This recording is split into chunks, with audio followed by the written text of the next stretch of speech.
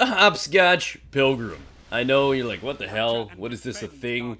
Sounds like some fancy dance from the 80s. Actually, believe it or not, it does have roots in history.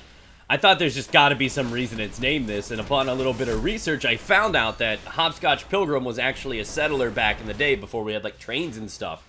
And his job was to actually travel from town to town selling tobacco and alcohol. I'm guessing that's what came along.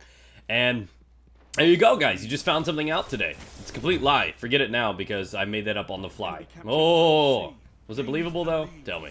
So the Hopscotch. Yeah.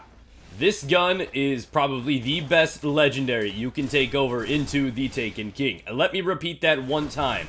Not the best legendary pulse rifle, the best legendary in the game that you can probably go for right now. And it's a lot of fun to grind for. I think I spent about 400 strikes to get 2 of them, one on each platform that I play on. Not gonna lie, there's a good chance it's gonna take you a little while, but it's also very rewarding in a game where I already have all the exotics. Having something to aim for is really, really fun. The only way to catch this thing in the wilderness is by doing 28 Prison of Elders or doing the 28 Dragon Strikes. So, if you want to grind for it, viewer be warned, it's gonna take a minute or two.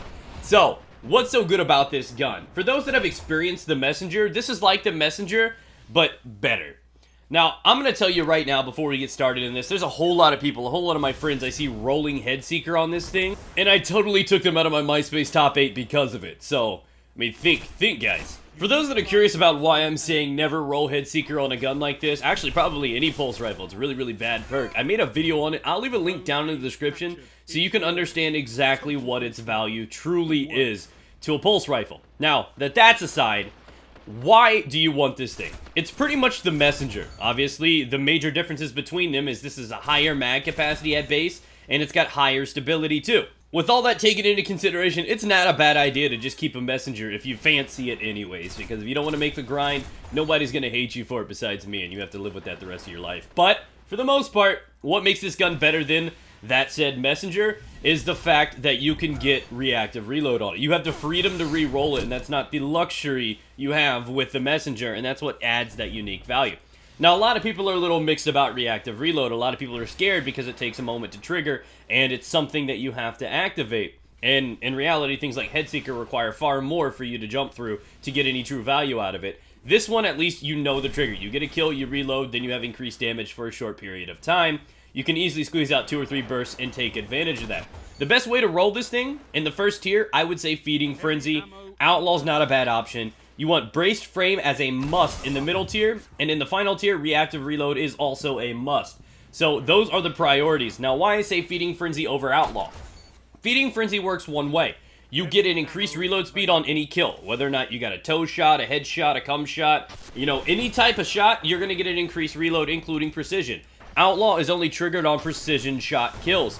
And again, with the burst weapon, it's not always perfect that the one bullet lands on the headshot, or you just have to go to the body to clean up a kill or something.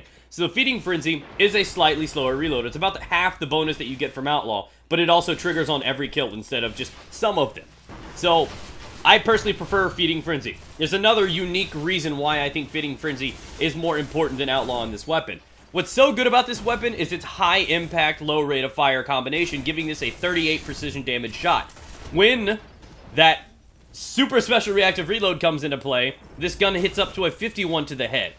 What is so unique, though, is the body is actually enhanced to 34 to the body, meaning this gun, with 2 body shot bursts with reactive reload activated, can kill someone, meaning you do not even need to hit a precision shot.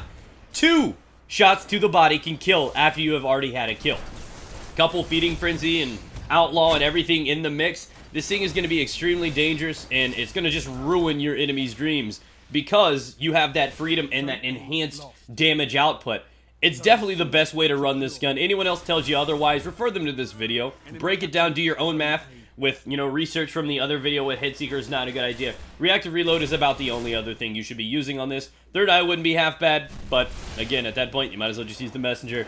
So, the way that I say it, Hopscotch is the best gun that is probably in the game, period. Legendary. It can arguably be better than the Red Death in its current state, but that comes down to the worth that you put on top of, you know, the regeneration. So, I honestly think this is the best gun you can go for. If there's a gun you ever grind for and the one that you have to pump in perfect rolls for this, this is the gun that you waste everything you have on, because in the current meta, it's very, very dominant. In the future meta, when 2.0 comes out, this thing is going to ruin. It will arguably be one of the best guns in the game because of that. It'll be great in the Taken King in regular Crucible, and it'll hold its own for the first few weeks, few months or so, even in something like Trials and Iron Banner. So, again, guys, why are you still listening to me? Go get one of these added to your collection, experience how raw and dangerous reactive reload is. But we are coming to an end, guys. I'm gonna go ahead and suck and size this commentary. I want you guys to subscribe if you are new here. Keep up to date on Taken King news, information, and gameplays. And leave a like to support the video. I heavily would appreciate that. But I'm gonna go hang out, and I'm gonna travel from town to town selling tobacco and alcohol. Just kidding. I'm gonna smoke that shit myself. Just kidding again. I don't smoke. Dun dun dun.